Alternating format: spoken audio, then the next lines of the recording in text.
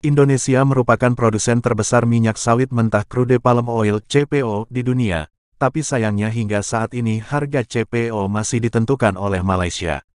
Sejatinya, sawit berasal dari Afrika Barat dan bukan tanaman asli Indonesia.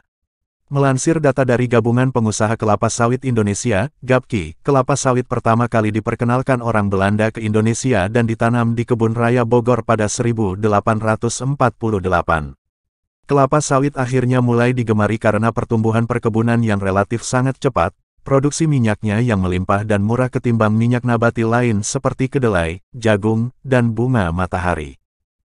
Pada 1980-an, luas pertanaman kelapa sawit di tanah air masih seluas 200.000 hektar dan sebagian besar adalah tanaman warisan pemerintah kolonial Belanda. Namun, perkebunan kelapa sawit tumbuh pesat. Bahkan sejak 2006, produksi CPO di Indonesia telah berhasil menyaingi negara tetangga Malaysia. Hingga saat ini, Indonesia menduduki peringkat pertama sebagai produsen CPO dunia terbesar. Jika melansir data dari Badan Pusat Statistik BPS, produksi CPO pada 2021 mencapai 46,2 juta ton, sedangkan produksi CPO Malaysia berada di 18 juta ton. Porsi ekspor CPO pun sangat besar hingga 34,23 juta ton pada 2021, jika mengacu pada data yang dihimpun oleh GAPKI. Hal tersebut membuat CPO menjadi salah satu komoditas pemasok utama untuk neraca perdagangan Indonesia.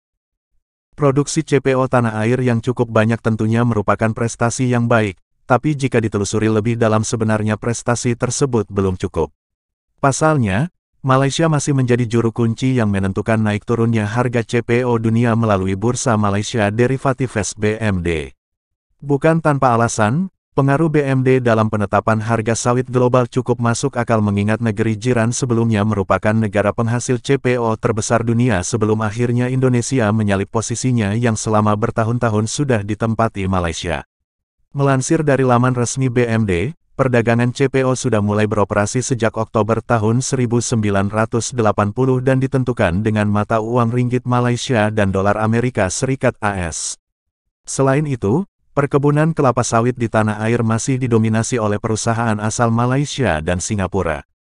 Kementerian Investasi, Badan Koordinasi Penanaman Modal BKPM, melaporkan investasi asing atau penanaman modal asing PMA di sektor pertanian pada 2015 sampai 2021 masih didominasi investasi perkebunan sawit, di mana investasi dari Singapura mencapai 53,7% dan Malaysia 15,8%. Tentunya, hal tersebut tidak menguntungkan bagi Indonesia. Salah satu contohnya, ketika harga acuan CPO dunia melonjak pada beberapa waktu lalu, turut mengerek harga minyak goreng dalam negeri sebab CPO merupakan bahan baku untuk minyak goreng. Bahkan pemerintah sempat memberlakukan Domestic Market Obligation (DMO) hingga melarang kegiatan ekspor CPO selama 3 pekan pada tanggal 28 April tanggal 23 Mei tahun 2022 untuk mengendalikan harga minyak goreng dalam negeri. Pada 2021 lalu, Kementerian Perindustrian Kemenperin berencana untuk meningkatkan program hilirisasi berbasis sumber daya alam termasuk di sektor agro agar dapat terus memacu nilai tambah ekonomi. Salah satunya dengan mengembangkan industri pengolahan minyak kelapa sawit. Melalui kebijakan hilirisasi, pemerintah menargetkan Indonesia bisa menjadi pusat produsen produk turunan minyak sawit dunia pada 2045.